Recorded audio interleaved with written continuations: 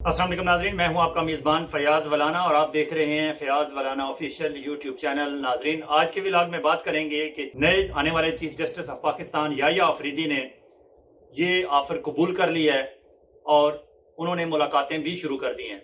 और justice Munib Akhtar, justice Mansoor Ali Shah कतन इस्तीफ़ा नहीं दे रहे, वो फेस करेंगे सारी सूरत हाल को और यकीनन यहाँ से कोई बेहतरी का रास्ता निकलेगा। और आज के व्लॉग में बात करेंगे कि इलेक्शन कमीशन ऑफ पाकिस्तान के चेयरमैन राजा सिकंदर सुल्तान साहब के सर से जब दस्ते शफकत उठ गया काजी फाइज ईसा साहब का, तो उन्होंने अपनी हेरा फेरी का काम तेज कर दिया है और मस्जिद में भी दाखिले पर सहाफियों की पाबंदी लगा दी है। और फिर बात करेंगे कि शाहीन साहबाई साहब ने एक तो जवाब मिला है काजी फाइज ईसा साहब को, अदालत के अंदर से एक मुअज़्ज़ज़ जज ने उनके मुंह पे ऐसा जोरदार थप्पड़ रसीद किया है कि काजी साहब देखते रह जाएंगे कि मैंने जो जस्टिस मंसूर शाह साहब को अकेला समझ के उन पे वार किया था, अंदर से ही उनके अपने साथियों ने ही उसका जवाब दे दिया।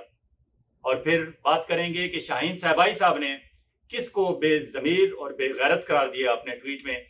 और ये सिविल सुप्रीमेसी का दावा करने वाले मियाँ बिरादरान और जरदारी साहबान को क्या 27वीं तरमीम में ये तजवीज़ किया जा सकता है कि अगर आप अदलिया के सारे मामलात अपने हाथ में रखना चाहते हैं तो 27वीं तरमीम ये भी करके देख लें कि आइंदा से कोर कमांडर्स की तैनाती भी पार्लिमान की खसूसी कमेटी करेगी। और आपसे गुजारिश कि अगर आपने अभी तक फयाज वलाना ऑफिशियल यूट्यूब चैनल को सब्सक्राइब नहीं किया तो प्लीज सब्सक्राइब कर लें और कमेंट सेक्शन में हमारे साथ और आपस में तबादला ख्याल जारी रखें। सबसे पहले बात करते हैं सुप्रीम कोर्ट ऑफ पाकिस्तान की। जस्टिस याहिया अफरीदी को जब ओहदे की ऑफर की गई तो इतलात यह है सुप्रीम कोर्ट ऑफ पाकिस्तान से कि उन्होंने ये ऑफर कबूल कर ली और अब वो आने वाले चीफ जस्टिस ऑफ पाकिस्तान होंगे। आज उन्होंने इस्लामाबाद में मुबारकबादें वसूल की।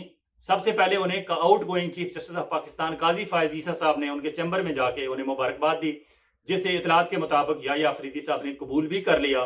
कबूल कर लेने का मतलब यह है कि उन्होंने ऑफर एक्सेप्ट कर ली और अब he is going to be our new chief justice of Pakistan. दूसरी तरफ वो खुद चल कर गए, अपने से सीनियर जो मुतवक्किल तौर पर चीफ जस्टिस थे जस्टिस मंसूर अली शाह, उनके चैम्बर में गए, उनसे मिले और बताया जाता है कि मंसूर शाह साहब ने उन्हें मुबारकबाद दी, याहिया अफरीदी साहब ने कबूल की। उसके बाद वो जस्टिस मुनीब अख्तर के चैम्बर में गए जो उनसे सीनियर हैं। जब मिले उनसे तो जस्टिस मुनीब अख्तर ने मुबारकबाद दी, जिसे याहिया अफरीदी ने कबूल किया। अब ये मुबारकबादें दी जा रही हैं, कबूल की जा रही हैं। इसका मतलब है कि जो भी फैसला हुआ है पार्लिमानी कमेटी की सतह पे या फेडरल गवर्नमेंट की सतह पे, उसे सुप्रीम कोर्ट में बज़ाहिर एक्सेप्ट कर लिया गया है। क्यों एक्सेप्ट किया गया है? एग्जैक्टली ऐसे ही जैसे कि मैंने अपने गुज़िश्ता व्लॉग में कहा था कि याहिया अफरीदी को ये एक्सेप्ट कर लेना चाहिए और वो कर लेंगे। और ये भी कि मंसूर शाह साहब और मुनीर अख्तर साहब को इस बात पे रिजाइन भी नहीं करना चाहिए, क्योंकि ये आईनी तरामीम, जिन्हें कुछ लोग शैतानी तरामीम, कुछ यरगमाली तरामीम और कुछ आर्मी तरामीम कहते हैं, ये चैलेंज हो चुकी हैं सिंध हाई कोर्ट में भी और supreme court of Pakistan Islamabad में भी। और मामला आगे चलेगा तो ये फुल कोर्ट के पास जाएगा, सुप्रीम कोर्ट में। जब फुल कोर्ट में जाएगा तो वहां ज्यादा इम्कान ये है कि ये तरामीम उड़ जाएंगी, क्योंकि इसमें सिर्फ चीफ जस्टिस याहिया अफरीदी को चीफ जस्टिस ऑफ पाकिस्तान बनाने का और जस्टिस मंसूर शाह साहब को पीछे धकेलने का मामला नहीं है। इसमें मुकम्मल तौर पर अदालती कंट्रोल पार्लिमान का अपने हाथ में लेने का है। पार्लिमान में कौन लोग ये कंट्रोल अपने हाथ में ले रहे हैं? जो फॉर्म 47 वाले हैं, जिन्होंने आज तक अपना मामला नहीं खोला, अपने फॉर्म 45 और 47 टेबल पर नहीं रखे और इलेक्शन कमीशन ऑफ पाकिस्तान इस 2 नंबरी में, इस हेरा फेरी में उनका साथी बना हुआ है। इसलिए ये सारा कुछ ही मशकूक है और उम्मीद है कि अगर जिस तरह वकला सड़कों पर निकलने लगे हैं और अदलिया भी ये समझती है कि हमारी आज़ादी को सलब किया गया है, हमारी आज़ादी हमारे हाथ से लेकर किसी और के हाथ में दे दी गई है, उन लोगों के हाथ में दे दी गई है जिन्हें रातों रात उठाने वाले उठा के ले जाते हैं और जहां मर्जी होती है अपनी मर्जी का उनसे वोट कास्ट करा लिया जाता है, उन कमजोर लोगों के हाथ में हमारी इंडिपेंडेंस दे दी गई है। और अगर अदलिया आज़ाद नहीं है तो फिर उस मुल्क में इंसाफ की आप तवक्को कैसे कर सकते हैं? और जिस मुआशरे में, जिस सोसाइटी में, जिस मुल्क में इंसाफ दस्तयाब नहीं लोगों को, वहां आप बाकी कारोबारी मुमलकत कैसे चलता हुआ सही तरीके से देख सकते हैं? इसलिए इस तरामीम ने आज नहीं तो कल उड़ जाना है और जब ये तरामीम उड़ जाएंगी तो जस्टिस मंसूर शाह साहब वापस चीफ जस्टिस ऑफ पाकिस्तान बन जाएंगे, जस्टिस याहिया अफरीदी वापस बेंचेस में चले जाएंगे और इन्हें कोई एतराज भी एक दूसरे पे नहीं होगा, क्योंकि ये समझते हैं कि हमें आइन और कानून के अंदर रहते हुए हमें जो कुछ कहा गया है हम उसके अंदर करेंगे, लेकिन जब मामला उनके पास आएगा तो वहां अक्सरियती जजेस जो भी फैसला करेंगे उस पर अमल दरामद करने के लिए भी ये तैयार होंगे। क्योंकि इन जजेस ने अब इस वक्त एग्जाम्पल बनना है for rest of the Pakistan. जब ये मामला फुल कोर्ट में जाएगा तो वहां आइन और कानून जो कहेगा वो उसके मुताबिक फैसला दे देंगे, और फिर आप देखेंगे कि ये चीजें रिवर्स होने में भी देर नहीं लगेगी। दूसरी तरफ याया अफरीदी ने मामलात इंटरनली भी देखना शुरू कर दिए हैं, क्योंकि होता यह है कि जब नए आने वाले चीफ जस्टिस किसी को नामजद कर दिया जाता है तो उन्हें पता होता है कि अब कल से, परसों से, तरसों से मैंने इस पूरे इदारे को चलाना है। उसको चलाने के लिए उन्होंने एडमिनिस्ट्रेटिव चीजें भी देखनी है, बाकी मामलात भी देखने हैं, तो वो उन्होंने देखना शुरू कर दिए हैं। और काजी फायज ईसा साहब अपने चैम्बर तक महदूद हो गए हैं और जाते जाते वो अपना चैम्बर वर्क कर रहे हैं। लेकिन एक बार उन्होंने जस्टिस मंसूर शाह साहब पे गुज़श्ता रोज किया था अपना तफसीली इख्तलाफी नोट लिखकर, और उस इख्तलाफी नोट में वो अपनी हदूद से बाहर निकल गए थे। उन्होंने अपना इख्तलाफ राय जाहिर करने की बजाय जस्टिस मंसूर शाह साहब की क्रेडिबिलिटी पे क्वेश्चन खड़े कर दिए, और बताया जाता है कि वही क्वेश्चंस पार्लिमानी कमेटी के सामने रखे गए और वहां पार्लिमानी कमेटी की अक्सरियत ने, जो वो नहीं चाहते थे पहले भी, उन्होंने जवाब बनाया उस सारी चार्जशीट को जो काजी फायज ईसा साहब ने लगाई मंसूर शाह साहब पे, और उसी बुनियाद पे मंसूर शाह साहब का नाम पीछे किया गया और याया अफरीदी साहब को नया चीफ जस्टिस ऑफ पाकिस्तान बना दिया गया। अब इसकी वजह से जजेस के अंदर क्या रिजाइनमेंट है उसकी एक हल्की सी झलक आपको नजर आ गई। जस्टिस अजहर हसन रिजवी, उन्होंने काजी साहब को जवाब में उनके मुंह पर वो जोरदार तमाचा मारा है कि काजी साहब भी अब जाते जाते अपने गाल सहलाते जाएंगे। जस्टिस अजहर हसन रिजवी साहब ने कहा है कि आपके पास अपने इख्तलाफ राय का, या आपको अगर कोई गुस्सा था किसी साथी जज पे तो उसके और भी बड़े तरीके थे। आपने अपने इख्तलाफी नोट में ये जो कुछ लिखा है ये गलत लिखा है, ज्यादती की है, और इसे अप्रिशिएट किया जा रहा है जस्टिस अजहर हसन रिजवी के जवाबी हमले को। अब ये बात यहां नहीं रुकी।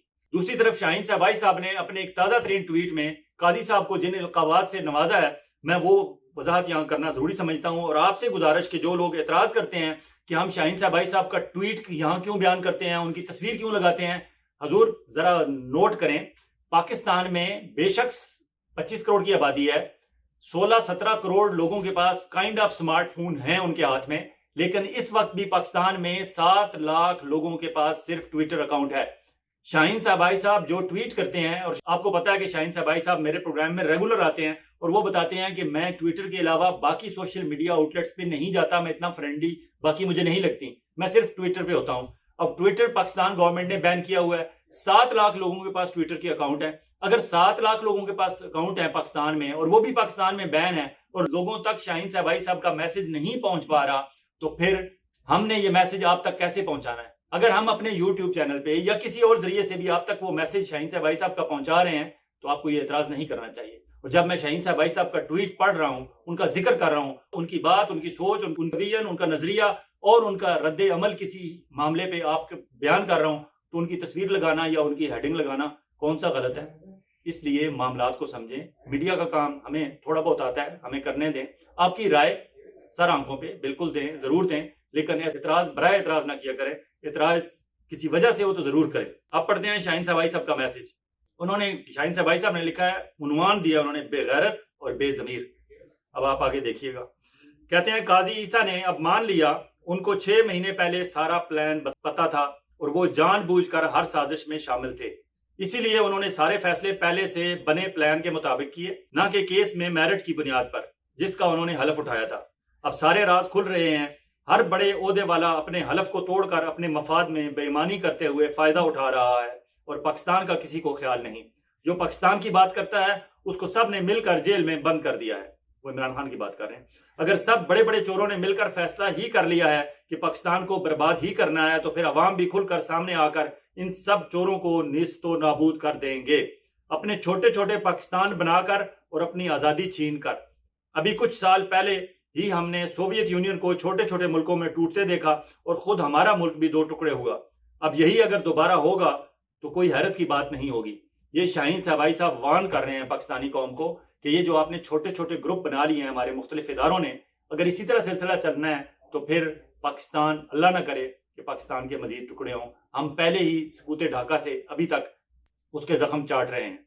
अब शाहीन साहबाई साहब ने जिस तरह काजी फायज ईसा को बेजमीर और बेगैरत करार दिया, तो काजी साहब अकेले नहीं थे इस सारे खेल में। जिस तरह कमिश्नर चट्ठा ने बताया था कि 8 फरवरी के इलेक्शन को चोरी करने में चीफ जस्टिस ऑफ पाकिस्तान और चीफ इलेक्शन कमिश्नर इस ब्यूरोक्रेसी के साथ, उन्होंने कहा मुझे भी फांसी पर लटकाया जाए। चीफ कमिश्नर लियाकत चट्ठा ने कहा था।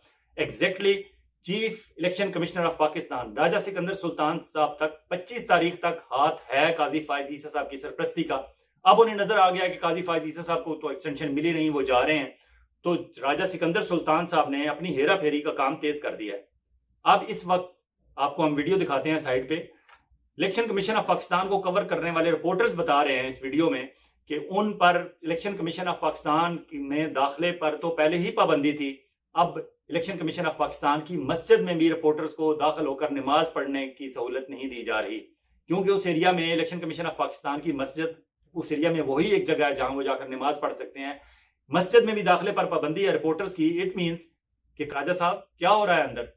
الیکشن تو ہوئے 8 فروری کو، کیا آپ ابھی تک 2 نمبری آپ کی ختم نہیں ہوئی؟ آپ ابھی تک 8 فروری کے الیکشن کے بیلٹ باکسز کھول کے ان کی سیلیں توڑ کے وہاں پی ٹی آئی کے ووٹوں کو آپ ڈبل سٹیمپنگ کر کے ان کو ضائع کر رہے ہیں، ان کو مسترد کر رہے ہیں، کیونکہ آپ کو پتا ہے کہ اب چیف جسٹس آف پاکستان قاضی فائز عیسیٰ نہیں رہے، الیکشن ٹریبونل کا معاملہ بھی دوبارہ زیر بحث آئے گا، اور شاید فارم 45 اور 47 کی چیزیں اب ٹیبل پر ہمیں رکھنی پڑ جائیں، تو اس لیے آپ اس سے پہلے جلدی افراتفری میں پی ٹی آئی کے زیادہ سے زیادہ ووٹ ڈسکارڈ کر رہے ہیں، مسترد کر رہے ہیں ڈبل سٹیمپنگ کے ذریعے۔ کیا یہ دندہ ہو رہا ہے الیکشن کمیشن آف پاکستان میں؟ آپ وہ چھپانا چاہتے ہیں، اس لیے آپ چاہتے ہیں کہ میڈیا کے لوگ اندر الیکشن کمیشن آف پاکستان میں داخل نہ ہو۔ الیکشن کے دنوں میں 1 ہفتے کے لیے، 2 ہفتے کے لیے، 3 ہفتے کے لیے آپ کہہ سکتے ہیں کہ ہمیں ڈسٹرب نہ کیا جائے، ہم بہت بیزی ہیں۔ اب کیا ہو رہا ہے؟ اب ہیرا پھیری کے علاوہ اور کچھ نہیں کہا جا سکتا، کچھ تو ہو رہا ہے راجہ صاحب۔ اور سپریم کورٹ آف پاکستان سے ایک اور خبر کہ اب پریکٹس اینڈ پروسیجر والا جو کمیٹی والا معاملہ تھا وہ بھی اب دوبارہ سر اٹھائے گا، اور مے بھی یا آفریدی اگر ٹرانسپیرنسی چاہتے ہیں تو وہ یہ معاملہ فل کورٹ میں لے جائیں۔ اگر یہ فل کورٹ میں لے گئے تو شاید قاضی فائز عیسیٰ صاحب اور اس مینڈیٹ جو حکومت کی گٹھ جوڑ سے جو پریکٹس اینڈ پروسیجر کمیٹی بنی تھی، شاید وہ فیصلہ بھی ریورس ہو جائے اور واپس یا آفریدی، جسٹس منصور شاہ اور جسٹس منیب اختر پر مشتمل پریکٹس اینڈ پروسیجر کمیٹی بن جائے، اور پھر وہ اپنی مرضی سے بینچز بنانا شروع کر دیں۔ اور آئینی بینچز کا معاملہ جب تک وہ زیر التوا رہے گا، کیونکہ یہ اب چیلنج ہو چکا ہے، تو بہت سارے معاملات لٹکے رہیں گے، اور یہ پینڈنسی ختم کرنے کی جو کوشش ہے اس نکمی، نالائق اور نکھٹو حکومت کی، یہ شاید پینڈنسی پہلے سے بھی زیادہ بڑھ جائے۔